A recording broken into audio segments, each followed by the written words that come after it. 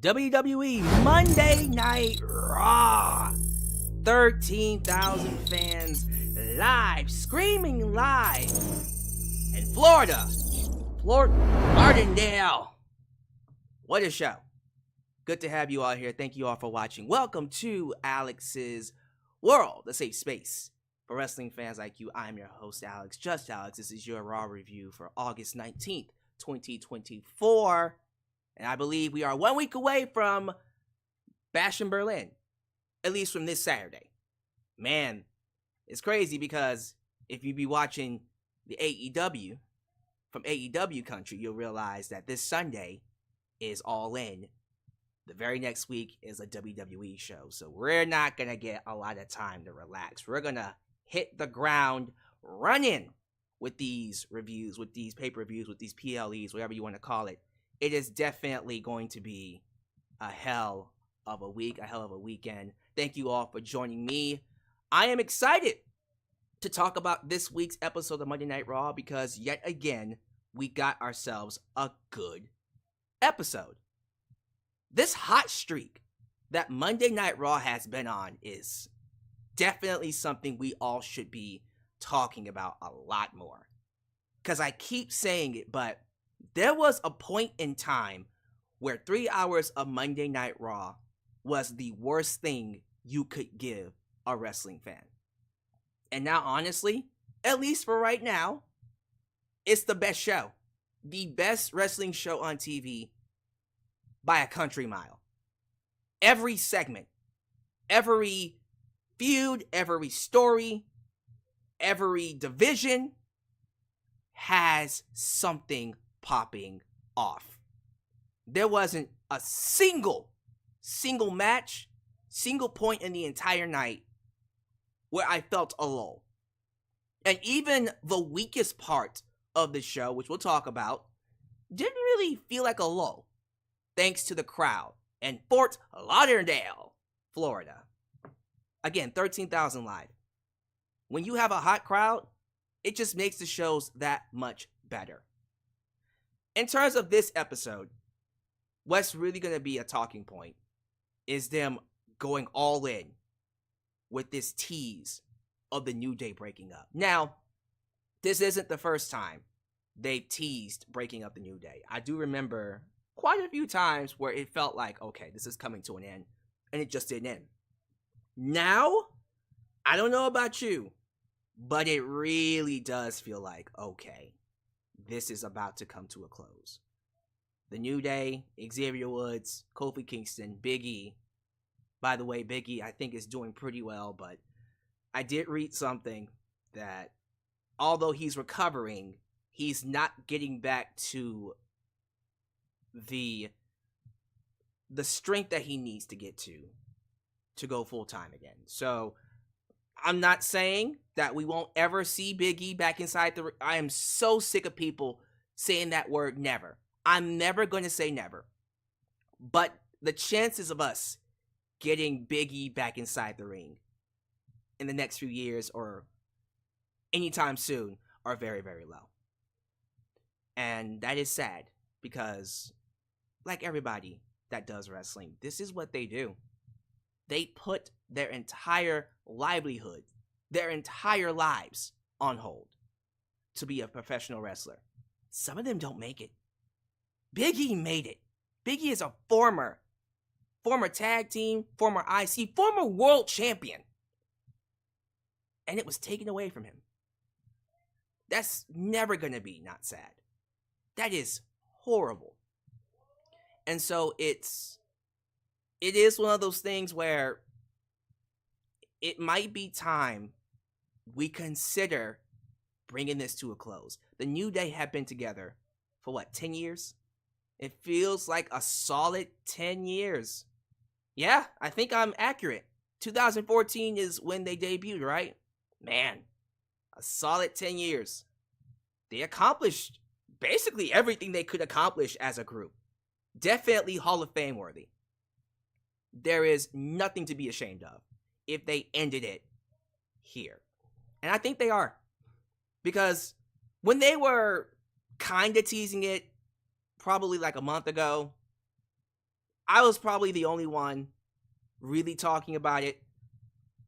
But I think most of you were just like, all right, that's not going to go anywhere. Because we've been here before, where they tease it and then, all right, they're going to take a break and then get back together. But now they're bringing it to the forefront.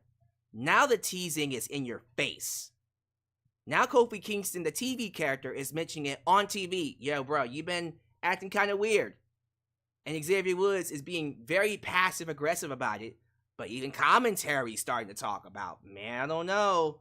Things aren't looking good in New Day world. See, now that it's in your face, I think we can start having a discussion of, yeah, it might be time. Now, the question is, if we do break up the New Day, which I think we are, who turns heel? They're teasing Xavier Woods turning heel, which makes me think he's not going to turn heel. Because at first, I was thinking, man, if I was going to turn one of these guys heel, yeah, it would probably be Xavier Woods, but at the same time, I think Kofi Kingston needs it the most. I trust Xavier Woods more as a villain, but Kofi, I think, might need it more, especially if the idea is to create a new main event player, which is kind of what we need right now. Xavier Woods is probably way too likable at this point. He's running up, up, down, down. He might just be one of those personalities that's too valuable to turn heel. Not saying you can't turn him heel, because I think he could be a great heel. I just think right now where he is, it's probably best if we keep him a babyface. But it can go either way. They might just go forward with the heel turn with Xavier Woods and keep Kofi and OJ, Odyssey Jones, as a team. And that could be the new pseudo New Day. But I don't know. I feel like if you were going to really catch people off guard, you will turn OJ and Kofi Kingston heel. That would be something completely different. And no one would see that coming. That would be crazy. Whichever WWE Triple H creative decides to do, pull the trigger. Just pull it. We're not going to get Big E back anytime soon. I have accepted that. I think fans here in the live chat have accepted that. It's time we move on from the New Day. It's time. It's time for a New Day after the New Day. See what I did there? It's time for a New Day after the New Day. But you can't have a New Day unless this New Day ends. We getting deep. We getting deep in it. So yeah, we're going to definitely have a much deeper discussion about that because we do have a 6-man tag to discuss. As for the rest of Raw, we had the announcement of a strap match. We're getting another CM Punk versus Drew McIntyre strap match. Bash in Berlin. I noticed a few people on Twitter in particular saying that CM Punk has lost his fire. His promos aren't as great as they used to be. Yes, this again. We've been here 10,000 times before. And we all know what happens when you say this. Oh, CM Punk isn't as great as he used to be. He doesn't have that fire. And then he gets back that old CM Punk. He shows that fire. Now all of a sudden, oh, he's gone too far. He should be fired. Yeah, remember the last time people were complaining about him not showing any fire in his promos? And then he showed the old CM Punk nuked an entire media scrum. And he had people wishing he would be fired.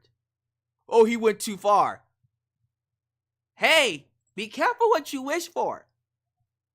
I believe CM Punk is exactly where he needs to be. He doesn't need to be going ham so often, all the goddamn time. I like the idea that CM Punk is pulling back, is showing a bit more restraint, is choosing he's choosing when to show that pipe bomb CM Punk. You can't drop pipe bombs every single week. I do believe there will come a time, there will come a place in time where CM Punk will completely obliterate Drew on the microphone. But we have to get to that point.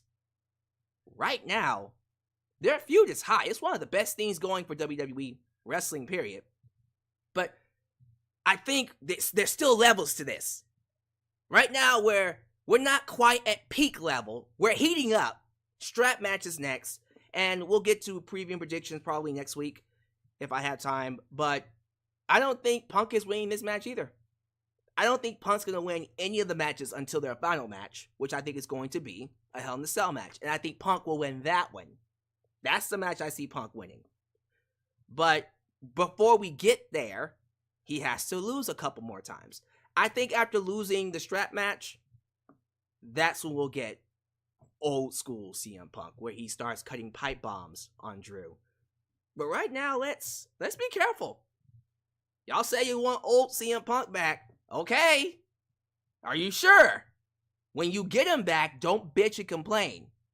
Because you'll get old school CM Punk. And then you'll be wishing that, oh, why did he have to go too far? Why can't he be more professional? And you know who these people are. And you know how they be sometimes. It's ridiculous, right? It's ridiculous when you see these people make these complaints. And then they get it. Then they want to act like they never wanted it. It's stupid. It's all kinds of dumb. Other things that stuck out to me in particular. I thought Maxxine Dupri, for the 10 seconds she was inside the ring with Ivy Nile, looked very impressive. And then, of course, the Wyatt 6 came out. We're doing more of American Made and Wyatt 6. That's going to be quite the match to see. Chad Gable's taking on Uncle Howdy, I believe, next week. Not in Bash in Berlin. Again, we're like a week away from a pay-per-view, and they're choosing not to put the Wyatts on the pay-per-view. But I'm assuming that travel is probably going to be a bit rough. So, okay, we'll have to see how that one works out. More stuff with Randy Orton and Gunther. Randy Orton apparently had the main event against Ludwig Kaiser. And it was a match. It was one of those matches where you just knew, all right, well, this is a warm-up match before we get to the real match next Saturday. I thought match of the night, however, went to Pete Dunne and Sheamus. Boy, let me tell you something. If y'all doubted Butch, and why would you have any confidence in a guy called Butch? You saw how great Pete Dunne truly is tonight. This was the performance I was waiting for.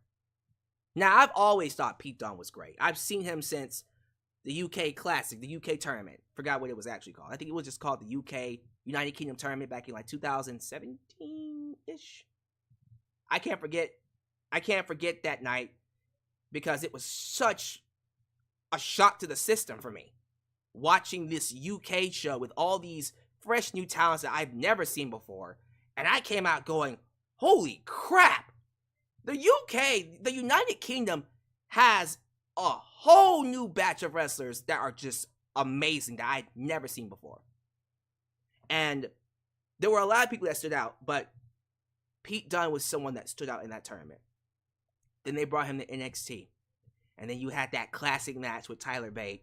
NXT TakeOver Chicago 2017. One of the best matches, easily one of the greatest matches to ever happen in a WWE ring. And I mean that. It is a classic, a pure in-ring classic.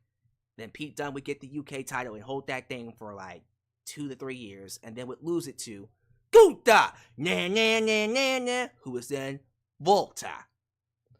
But ever since he came to the main roster, we never got to see that Pete Dunne. That Pete Dunne, I could have swore, would have been an NXT champion easily. They never pushed him to that spot. He could have and probably should have won that NXT belt. But I've always saw him as a main event player. That Pete Dunne. We finally are seeing that Pete Dunne. It took a while, but we're finally getting a chance to see that Pete Dunne. And if they push him like this, oh, best believe he is going to be a killer. He is going to be a massive killer on the main roster. And we still got other people to look forward to, man. Bronson Reed was killing it today. Freaking Braun Breaker was on my TV set for like 2 seconds, hyping up the IC tournament. Jey Uso's coming back. There's a lot of people who were left off this week's show. A lot of big names but the show was still hot. The show was still great. And that is a testament to how great Raw is. Now, I know I said last week that SmackDown isn't living up to how great, or at least how entertaining Raw has gotten. And even though this past week's SmackDown was a lot better, I might even say it was one of their better episodes. Some people called it one of their best episodes. I won't go that far, but it was definitely a very good episode of SmackDown. I still feel like, compared to Raw, it's a far cry from being what it should be. Because you watch Raw and you see every segment is cooking. Every segment. And then you watch SmackDown, you're like, bro, is this the same company? What happened?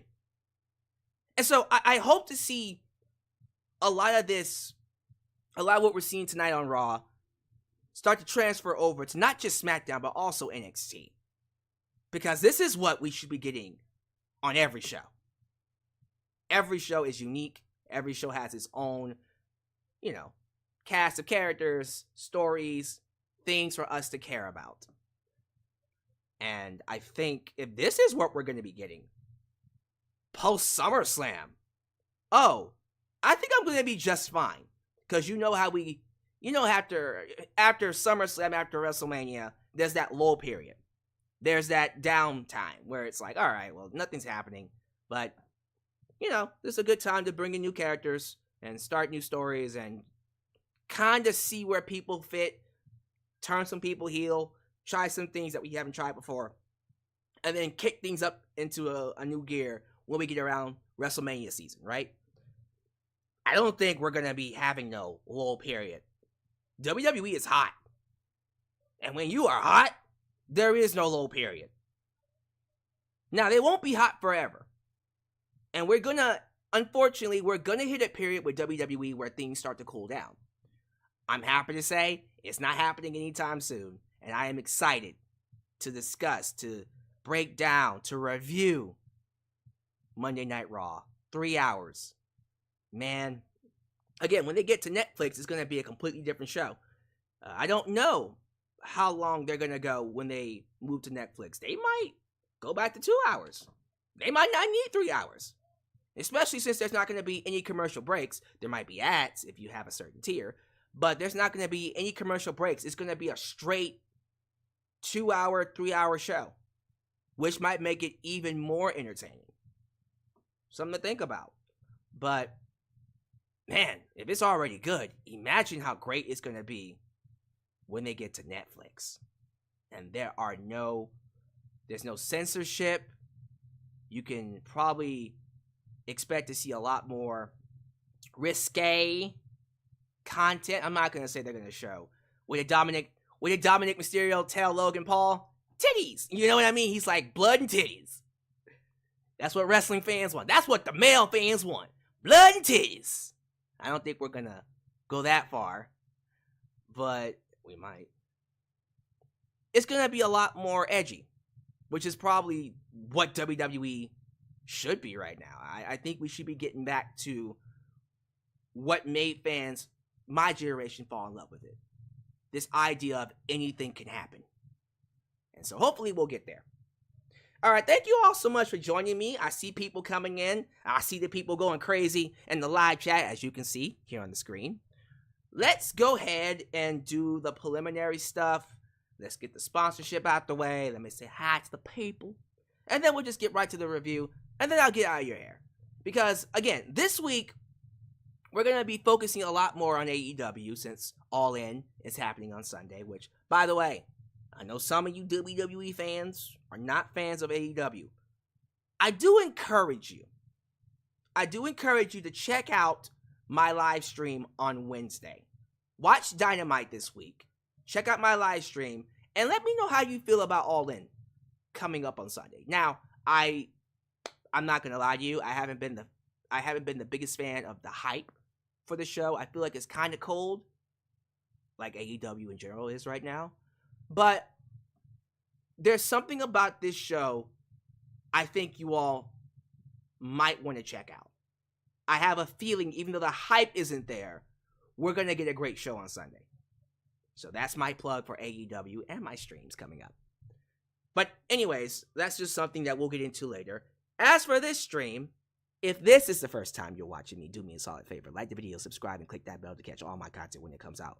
While you're at it, help expand the brand by doing the following things. Join the membership. Click that join button and get the opportunity to request a video of your choosing, whether it's a live reaction, a hot topic, or a review, past, present, or future. Also, don't forget to give thanks. Hit that super thanks. If you would like to donate after the fact, you can. Also, like me on Facebook, follow me on Twitter, and by the way, get yourself a t-shirt today at Pro Wrestling Tees and Teespring. Are you a Just Alyx guy? Get you a Just Alyx guy t-shirt. Ladies and gentlemen, get your old school Deluxe t-shirt, get your new school Alex's Way t-shirt. And yes, we still got a few more blonde hair, blue eyes, apple pie t-shirts to sell. And the reason why those shirts have not been taken down yet, because check it out. As soon as I said that shirt is going out of style, it started to sell. So I have to wait until the t-shirts, of course, get sent out and people get their shirts before I take it down.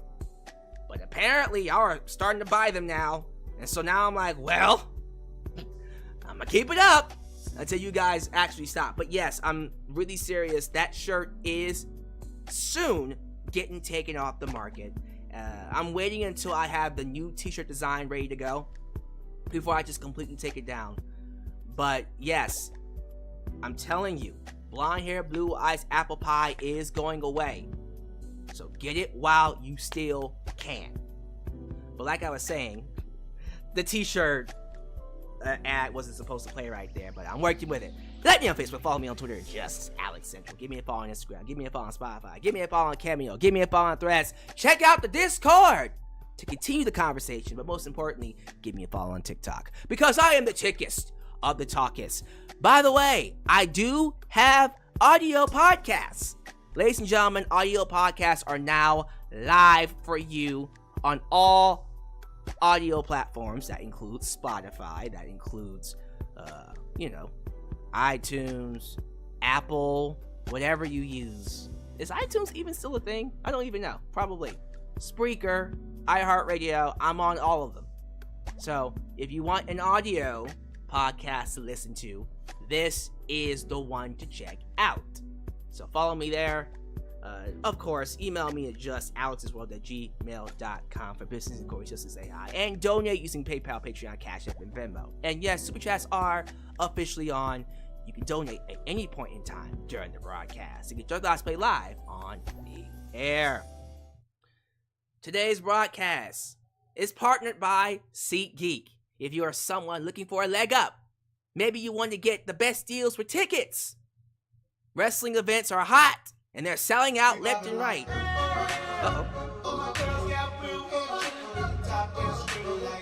How do you want Cody's heel run to go? Definitely a discussion we'll get into. There's a lot to say there. Chosen One, let me answer your question during the live chat shout out, because that is definitely a topic of discussion that's been prevalent on my channel for the last few days. But we'll get into Cody a little bit later. As I was saying, SeatGeek is here to give you, ladies and gentlemen, $20 off any ticket purchase. And when I say any, I mean any purchase you make that you want to see off of SeatGeek using the promo code JustAlyx is yours. So if that's something you're interested in, buying a ticket and getting $20 off, man, then how's about we get a quick word from our sponsor? Then we'll get to some shout out. Today's video is sponsored by SeatGeek. If you're a wrestling fan looking for access to great seats for any wrestling event near you, then you want to use this app. With over 28 million downloads, SeatGeek stands as the unrivaled #1 ticketing app in the market today. SeatGeek constantly delivers incredible deals on ticket prices. When you're exploring the app, keep an eye out for the special green dots that mark the best deals. What's even better is that every ticket you purchase is backed by SeatGeek's buyer guarantee. with the option to return your tickets and even swap them before the events. So here's an exclusive for you. If you click the link down below and use the promo code JustAlex, you can get $20 off your first purchase. Yes, $20 off any ticket that you purchase using the promo code JustAlex. This is a sweet deal that you could use literally right now. So don't wait. Click the link, download the app, and join the SeatGeek family today. Alright, thank you all so much for joining me. As always, show your love to the Mod Squad, Ultra, Shine Nice and First Heart, Elias, a Demon, New Japan Pro Wrestling Girl, Khalil does everything. Highway Dealing Danger, and Big MGM, because they help keep this a safe space for wrestling fans like you and me. Alright, let's go ahead and get to that super chat from earlier from, was it Chosen One? Yeah, just to quickly answer your question, and this is just how I feel in this moment, since you're asking me right off the top. Go Homelander with it. Some of you are like, who's Homelander? Please, y'all know who Homelander is if you've seen The Boys. If you've not seen The Boys, literally after this is over, once this stream ends, turn on, I think it's Prime, right? Prime Video. Turn on Prime Video, watch The Boys Season 1, and I promise you, you won't be able to put it down. It's one of the best TV shows. Not just superhero shows. It's one of the best TV shows, period. So go completely Homelander with it, where fans aren't showing him as much love as he feel like he should be getting, and he goes completely insane about it. He just loses his mind. He's a psychopath. He goes completely off the rails, and he's addicted to it, and he needs people to like him. And when he's not getting it, he just completely, you know, he shows a darker side to him because of it. That's what I would do. I would probably bring up the fact that Roman is much more loved than him. The fact that Roman was a complete tyrant, that fans were behind Cody, and as time went by, they got tired of him. And Cody just hates the fact that fans are turning on him, and he thinks it's them and not him. You could do so much with that. Go Homelander with it. That's what I would do. But yeah, please, if you've not seen The Boys on Prime Video, I'm begging you, turn it on as soon as this is over with. Let me see here. I think we've got a good number of people in here. Oh yeah, we got a lot of people in here. By the way, before I forget, it is imperative that you guys like the video, because the more you like the video, the more opportunities I will be given to be recommended here on YouTube. Boost that algorithm by hitting that like button. Shout outs, let's get to it. We got Hades. He says Uncle Howdy versus Chad Gable is gonna happen next week. Yes, it is. It's gonna happen next week. I'm shocked that it's not happening at the pay-per-view. This is the second pay-per-view that the Wyatt Six is not on. But okay, yeah, that's crazy to me. But alright, we're doing Chad Gable and Uncle Howdy next week. Maybe they'll do a 8-man tag at Bash in Berlin. We'll see. I see Ethan Zarkarbach, JJ, who let the dogs out? Who? JJ Bulldog. Survivor 1993. I kind of like Survivor 1993. But it's Survivor 1993. He says, I thought Raw was good tonight. Not as good as the past couple of weeks, but still good. Man, hey, we just got done watching one of the best Raws post SummerSlam. It's gonna be hard to follow that. But yeah, I still thought it was a good episode. The crowd was dead during the women's tag match. We will talk about that. Again, I don't think it's a bad segment, but I do have my issues with it. Joseph Winters, you're a goatness. Lauren Biggs. Darcy Chatham. Josh Joseph, that's an interesting name. We shouldn't rush Big E though. He's happy where he is right now. Yeah, again, he might not ever be back inside the ring, but I don't like saying that word. I hate saying never. Anything can happen in wrestling. Slam Tackle TV says, Alex, I heard rumors that Saraya's contract is expiring soon. So if Saraya comes back to WWE, let's do her versus Rhea.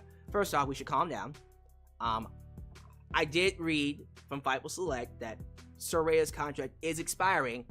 However, this is big, she's currently negotiating to extend it.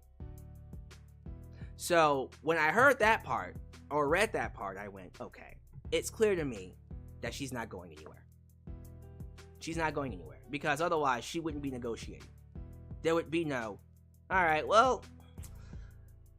I guess maybe I should talk to Tony. No, if she wanted to leave, she would not be negotiating. It's kind of like with the Lucha Bros. The Lucha Bros aren't negotiating. They are waiting for their contracts to expire so they can go to WWE. Saraya is talking to Tony. Now, I'm thinking what will end up happening when it comes to Saraya is that, yes, she is going to stay, but, and here's the big part, there's probably a championship run in her staying. Now, she's talking to Tony about getting more TV time, about more storylines, about being used more, which is what she should be used more. I don't understand how you have a big-time celebrity, like a movie was made off of her. They made a movie off of her, and she doesn't get any TV time on Dynamite.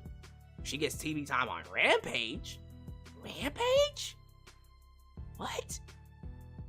Nah, man, that's one of your biggest stars. So, yeah, definitely. I do think she is going to stay, and I think she'll get a lot more TV time as a result.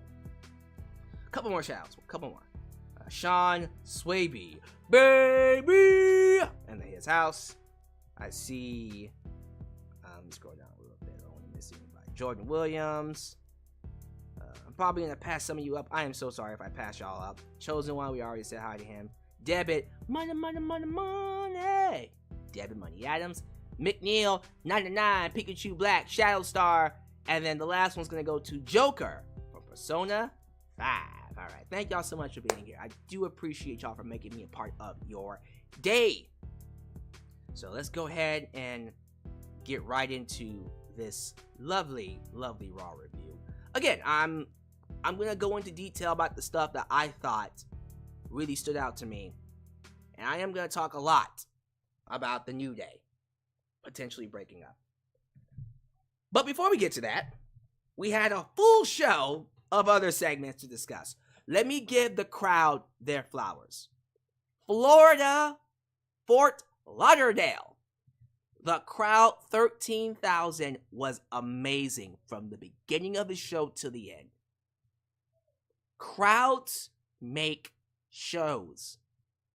If your crowd is hot, a show that would be pedestrian, some might even say filler, will come across as a good show. And I thought tonight's show, a show like this in front of a lackluster crowd would have been, it would have been probably decent to average. But because the crowd was so hot, it came across as a much more eventful, easily watchable, substantial show. And it was a substantial show. I think they did a lot of good things. They advanced a lot of good stories, mainly the New Day storyline. They got Pete Dunne a lot of focus, and keeping Bronson Reed strong. They did a lot of good things with tonight's Raw. I can't really call it a filler episode. That being said, opening segment, we had Randy Orton come out. Kind of felt like a repeat of what they've been doing with Randy and Gunther. Randy comes out, he starts talking. Crowd loves Randy, he's a legend. Gunther comes out, says he's gonna beat him, and then we've been here before, right? Where it's like, okay, they start talking, and then there's a brawl. In this instance, they start talking, and Ludwig Kaiser comes out, attacks Randy Orton, and then they get the main event.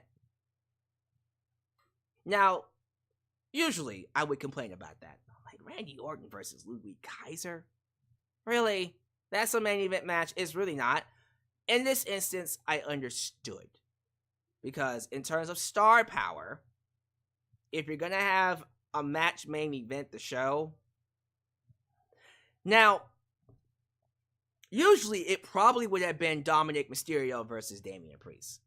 But that match didn't happen because it was more of a storyline segment to build to what they're doing with the Terra Twins and Dom and Liv, Bash in Berlin. So I can see why that didn't make it the show. Yeah, like, I can't really think of any other match to close the show but Randy and Louis Kaiser, because everything else was just, it didn't really feel like a main event caliber match. Although the first match in the show, I think, proved a lot of people wrong. Hindsight, Sheamus versus Pete Dunne should have been the main event. This match was outstanding.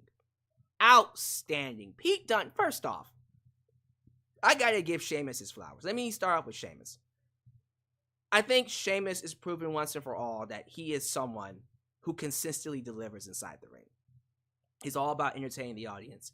He has mastered the craft of psychology and making people give a damn about what he does inside the ring. When he says his matches are bangers after banger after banger, he's not lying. He brings the fight to everyone and everything. And he brought the fight to Pete Dunne. And I love that Pete Dunne brought the fight back. This is the exact opponent that Pete Dunne has needed for a while to establish himself. Because, like I said before, when they brought him in as Butch, that did him no favors. It did him no favors. And I think that name and his presentation, honestly, really hurt him. It took them a long time to shed that look, and he has struggled because of it. Now, Triple H didn't call him Butch. Vince McMahon called him Butch. Still, it took them a long time for him to get rid of that image. Better late than never. Here he is, Pete Dunne. And I finally feel like we're starting to see the NXT UK Pete Dunne that we fell in love with well, honestly, this was way before the pandemic, so this is like pre-pandemic NXT. And I think what they did tonight with him losing to Sheamus, because I want people to understand something. You don't always have to win to get over. I thought Pete Dunne got over more in his loss than he would have in a win. Now, he would have gotten over in a win, but you still have to establish some credibility with Sheamus. I love the ending. The ending, the last 10 seconds, where, well, probably like 1 minute or two, where Pete Dunne trapped Sheamus' hand inside the turnbuckle padding, and he was beating the living piss out of him. And the referee had to stop Pete Dunne. Sheamus broke free from the turnbuckle, ripped that bitch off, hits the bro kick, pins Pete Dunne, wins the match, and then Pete Dunne sits up and smiles. Mwah! Like, that's the shit I look forward to in wrestling. That gets people over. Yes, the match is important, but it's also what you do with the match. The match itself was awesome, but then it was everything after the match, at the end of the match, that really made it feel a lot more important. So, you now see Pete Dunne as a killer, as a sawn-off monster. And quite frankly, this should not be the final time we see Sheamus and Pete Dunne. Just like in NXT, when Pete Dunne lost to Tyler Bate, okay, guess what? He came back the next time, was a lot more vicious, and won the match. So, that's what I want to see. We're going to finish up Sheamus and Ludwig Kaiser first, but after that, we got to get back to Pete Dunne and Sheamus. Give these two multiple matches. And yes, I do see it happening more often as time goes by. And I think these two are going to have a great feud. Again, here we are talking about, and this is an undercard feud. It's not a main event feud, it's undercard. This is awesome, y'all. Every segment on the show is killing it. I'm telling you. So after this, excuse me, I think this is when we started the Xavier Woods, Kofi Kingston, Odyssey Jones storyline.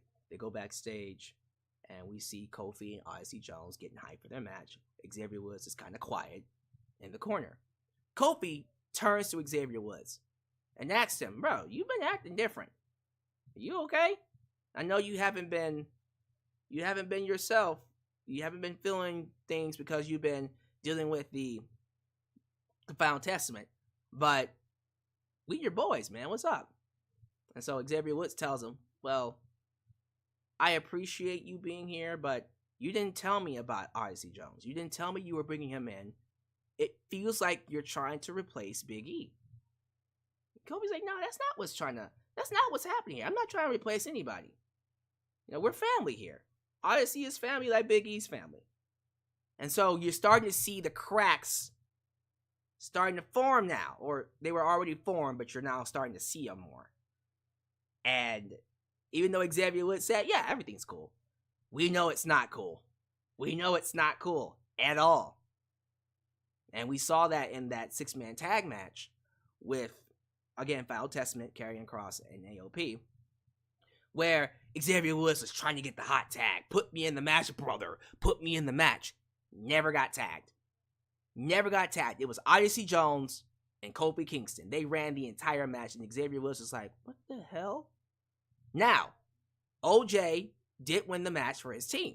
So the New Day got the purse, and they go home. But you see Xavier Woods was not very happy that he wasn't tagged in. It's happening. I'm confident. I am more than confident that we're heading towards an Xavier Woods heel turn. And again, we don't know. I say Xavier Woods heel turn. They could end up turning Kofi Kingston heel, and it go in a completely different direction. I don't know what they're gonna do. All I know is this: it's time to break up the New Day. It's been time. 10 years is long enough. They've done everything they could possibly do with the New Day. It's time. It's time for us to have a New Day after the New Day. The New Day just needs to end. I'm not too sure how things are going to work out for any of these guys after they break up. I don't know if things are going to work out very well for Xavier Woods as a heel. That's something that's it's new territory for him as a singles competitor. He's been a heel before, and he was an excellent heel. I remember when the New Day were heels. They were awesome. They were one of the best things on Monday Night Raw.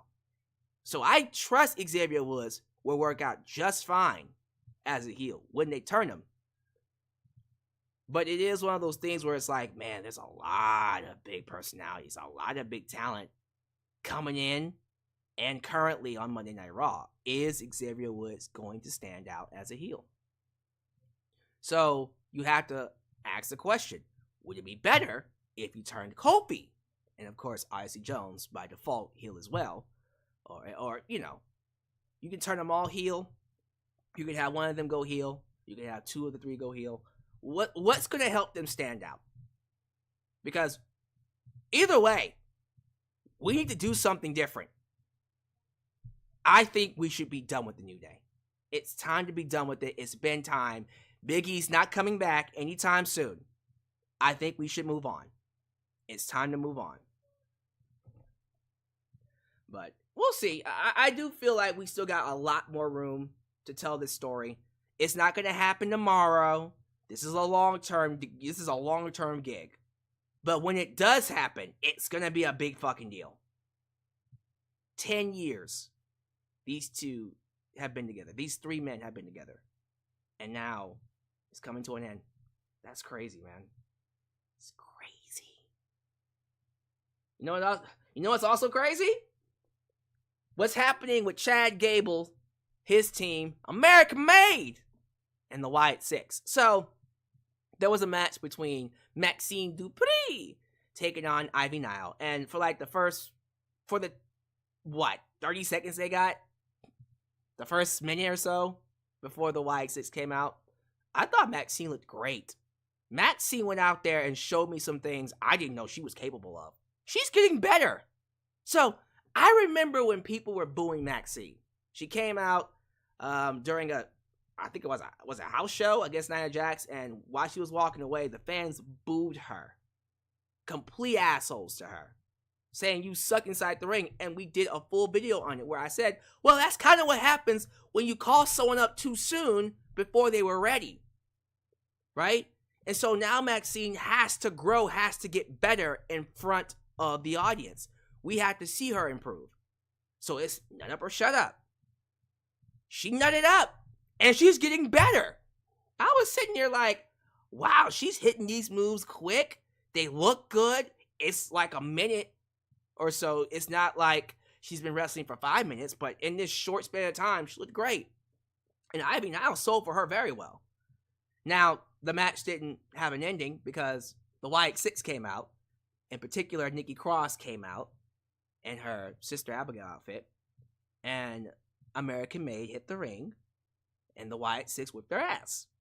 With Uncle Howdy taking out Chad Gable.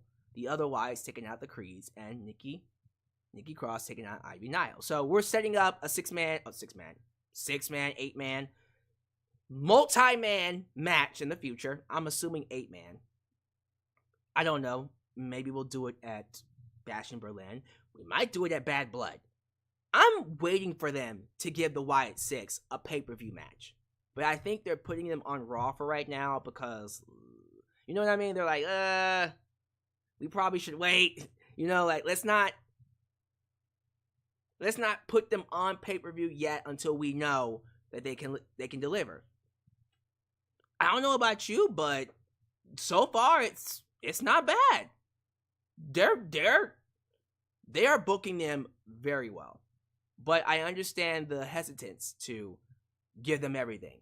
So, as a result of this segment, we're going to get Uncle Howdy versus Chad Gable next week on Raw and not at Bash in Berlin.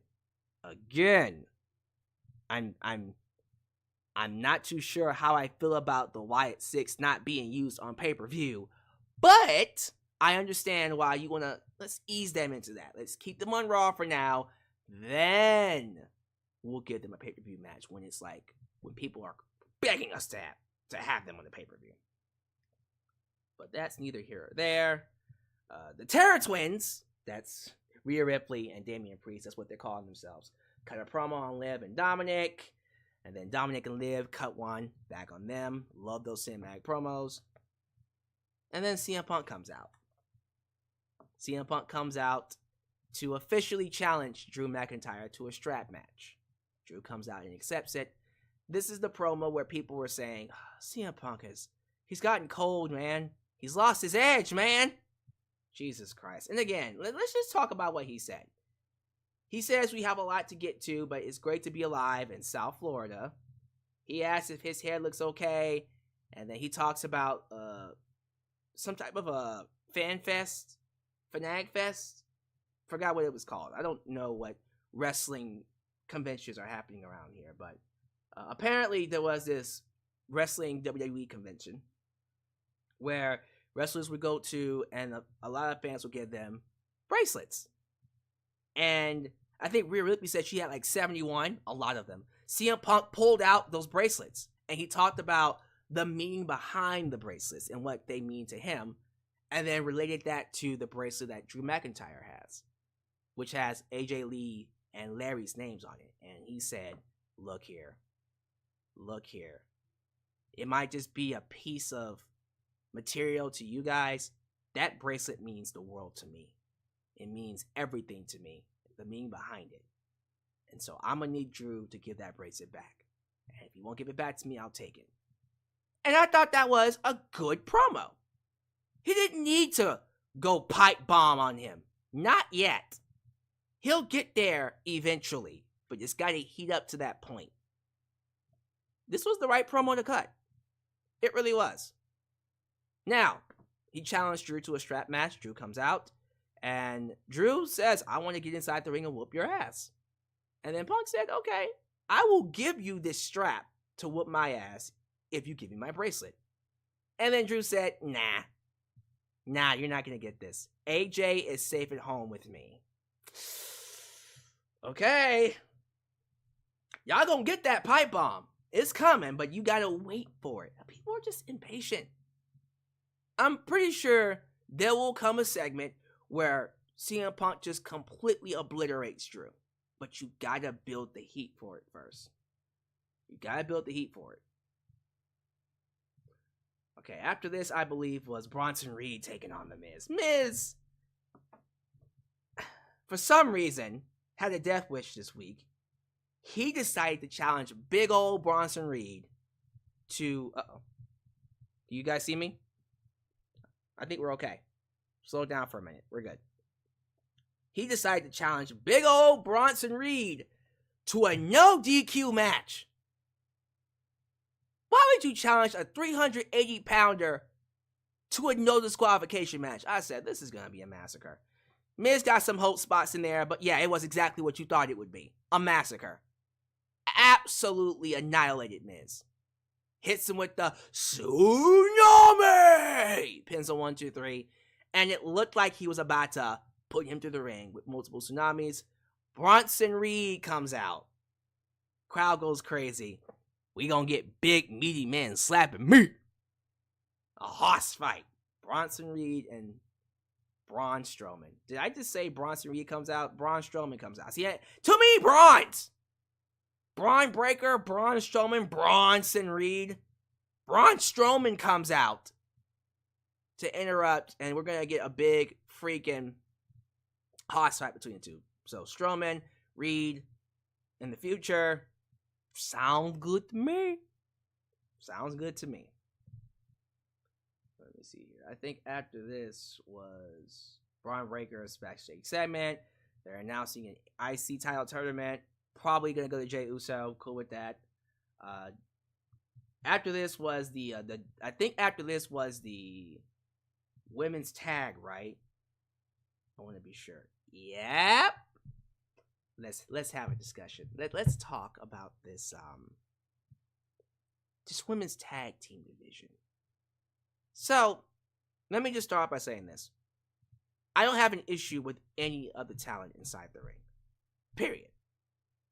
Love Io Sky, love Kairi Sane, love Shayna, love Zoe, love Sonya, Isla, Alba. All of them are great to me. I have no issues with anybody. There was a huge issue I had with this match. Once again, the main baby faces, Kairi Sane, Io Sky, they were having trouble getting the crowd to get behind them. It felt like they were trying way too hard to make the crowd pop for them, to make the crowd cheer for them and stuff. And I think the reason why this was a 1 second, I'm sorry. Yeah. Something was crawling on my feet. Punk. I don't know what that was, but I think it was, what is that? Fruit fly? It's a fly. Alright, we're good. But, okay, so you see Io Sky and Kairi Sane throughout the match, like, hey guys, cheer for us! Cheer for us! And the crowd was like, yay? Yay? And then they would hit these big spots. And, of course, they would, get some pops. But for the most part, crowd was pretty dead. They weren't getting behind Kairi and Io. And the reason why that's an issue for me is because I still feel like, and I talked about this in previous streams, they turned Damage CTRL babyface way too soon. They just turned face out of nowhere. Out of nowhere, they turned face. I don't mind them being faces, but there has to be a progression into them being a face. They went from heels, where Io Sky was talking about Damage CTRL has to change, and now they're faces all of a sudden. By default, because of this new stable with Sonya Deville, Shayna Baszler, Zoe Stark, called the Pure Fusion Collective? I still don't think I'm saying that name right. Please help me. I think I'm not saying that name right. Is it Pure Fusion Collective? PFC.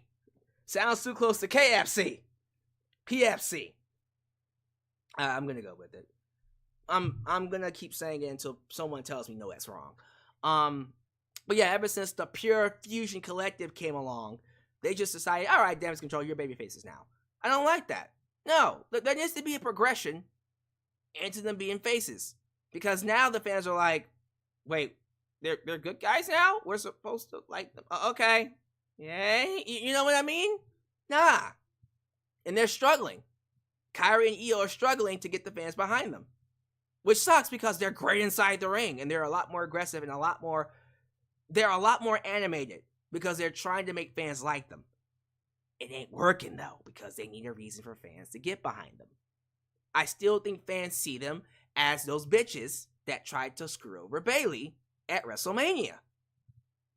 So they had to shed that image, which it hasn't been shed yet. It's still the same Damage CTRL that took out Bayley or tried to take out Bayley. So fans are still pretty resentful for that. I mean, it happened 4 months ago. And now you just, babyface. No, it doesn't work that way.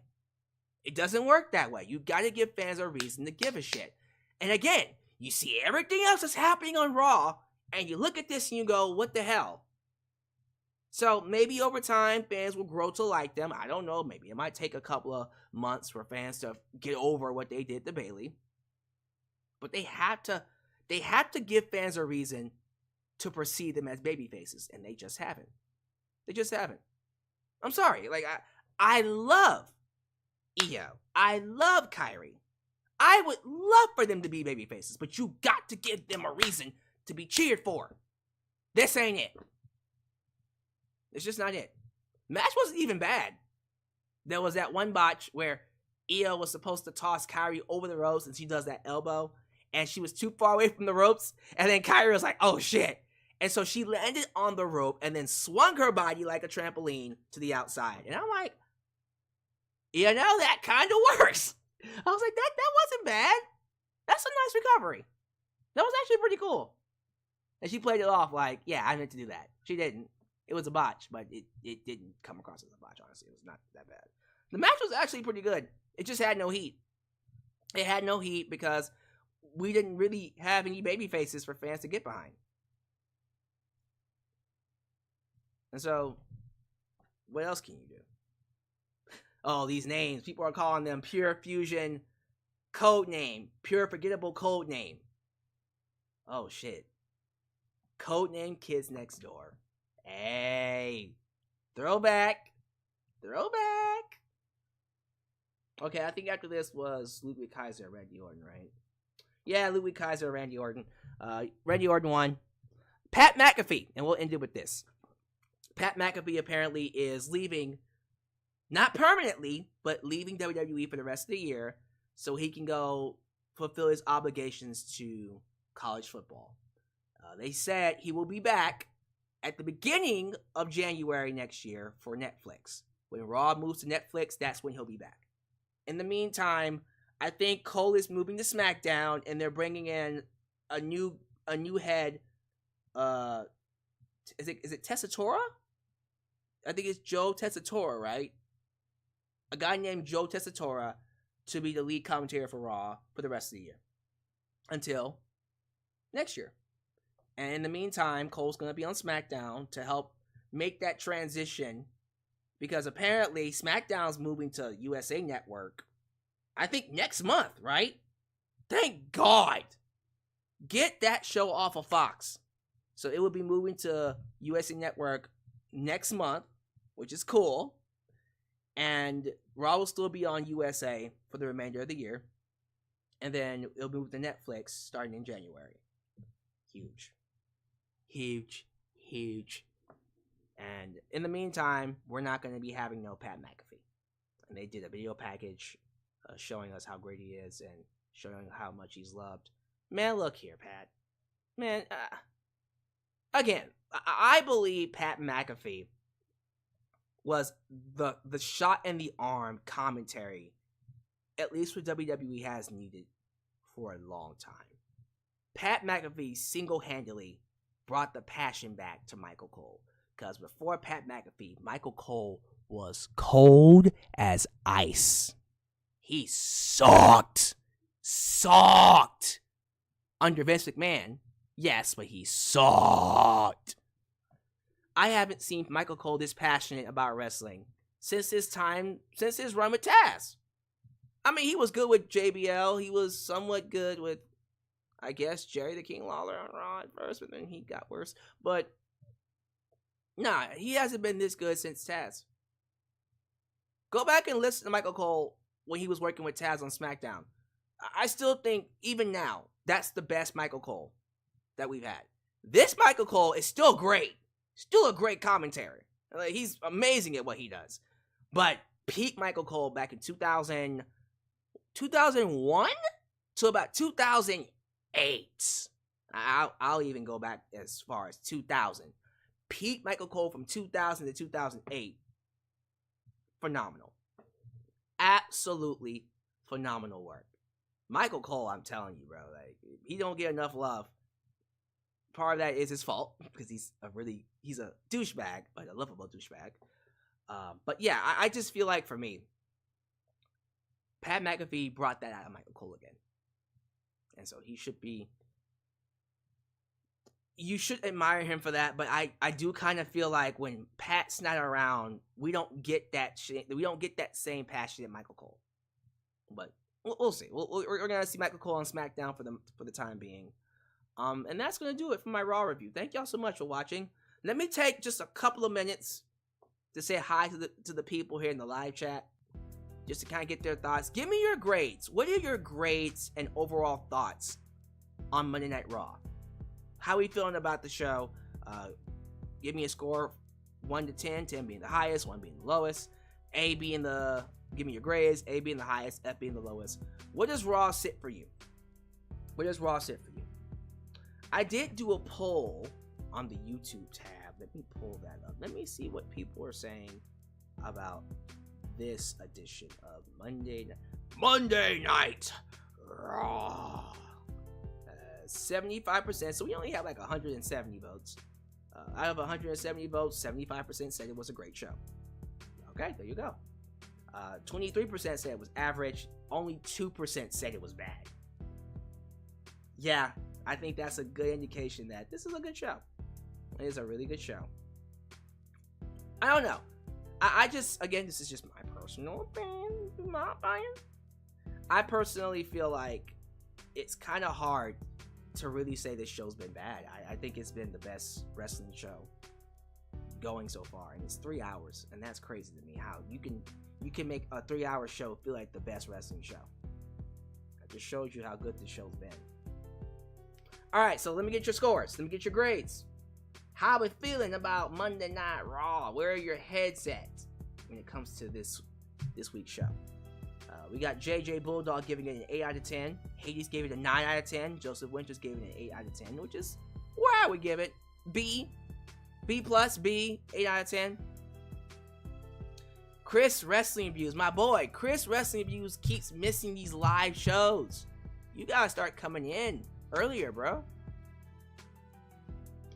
But Chris Wrestling Views says the bad part was when they said Odyssey Woods and Kofi was up next, but they do other stuff.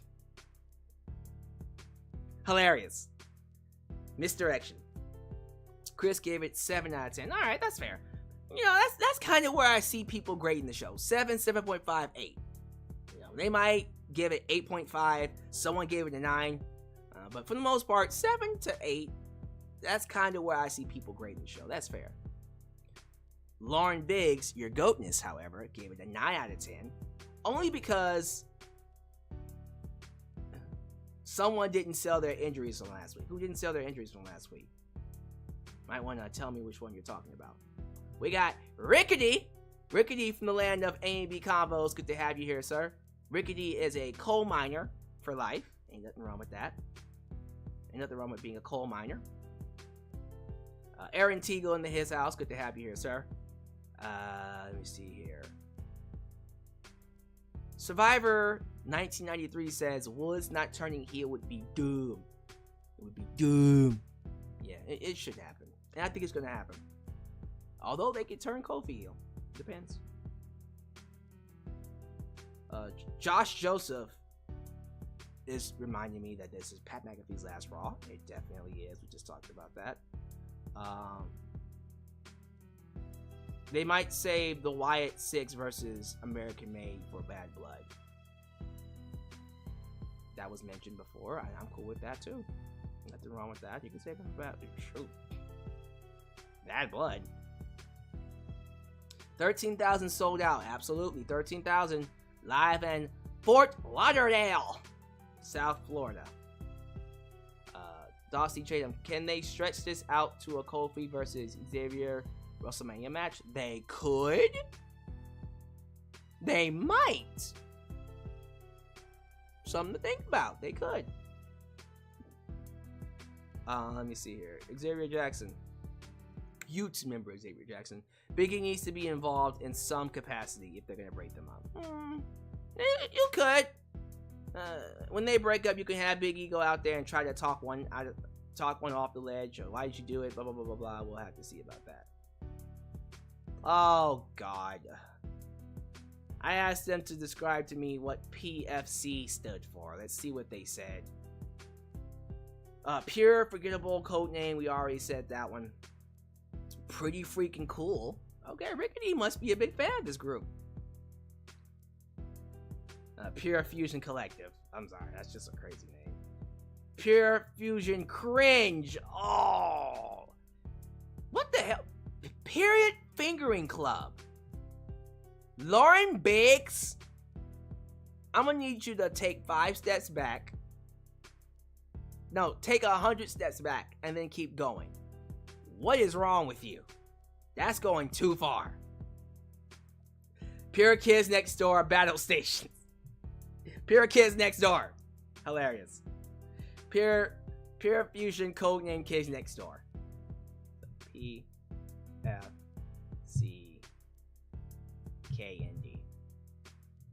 Yeah, remember that one. Oh, his name is Joe Tessitore. Okay, I'm great with names. Look at that. Who would Braun Breaker face next? Probably Jey Uso. Probably. Remember Michael Cole during the UK tournament? All right, I forgot to mention him. He was great during the UK tournament. Because Vince wasn't in his ear. He was phenomenal during that show. Josh Chisholm. I missed the days when Raw ended when you wanted to know what happened next. Kept you on a cliffhanger. What are your thoughts on AEW doing stadium shows in 2015 and also Limby in 2016? Why not? Why not? The one here in Texas, which is literally All In next year, it only sits like 40,000. They can do that. And they're doing another, I think they're going to do another stadium in, what is it, Australia? Why not? Let's see what they can do. They might actually do pretty, I think they're going to do pretty well. A lot better than people expect here in Texas. Here in Texas. I think they're going to do just fine. But we'll have to see about that one. No more final testicles. Jesus Christ, no way. Is that what we're calling them? Alright, yeah, we're going to go ahead and end it here. Again, this is a week for AEW All In. We're going to do a preview and prediction show. Preview and prediction show on Wednesday. We'll do the AEW Dynamite and then All In predictions on the same broadcast. And then, as usual, you'll get your Friday Night SmackDown live stream. And then this Sunday, AEW All In. I encourage the WWE fans who have not had the chance to see AEW last week or just doesn't watch AEW. I do encourage you to watch it this week. Watch Dynamite this week. And then if you like it, check out All In on Sunday. I think even though the hype for the show hasn't been all that great, storytelling has not been great, I think Sunday's show is going to be just great. It's going to be fine. That's just, how many times have I said great in the last sentence or so? I turned into Tony Khan. It's great. Everything's great. It's the greatest. But yeah, check out All In on Sunday. You might like it. But in the meantime, thank you all so much for joining me. As you file out, do all the YouTube things, like the video, subscribe, and click that bell to catch all my content when it comes out. Follow me on social media, Facebook, Twitter, Instagram, TikTok, and donate. Use the PayPal, Patreon, Cash App, and Venmo. I love you all, and I'll catch you next time right here in Alyx's world. The place I did was and forever will be a safe space for wrestling fans like you. Take it easy, guys. I'm out.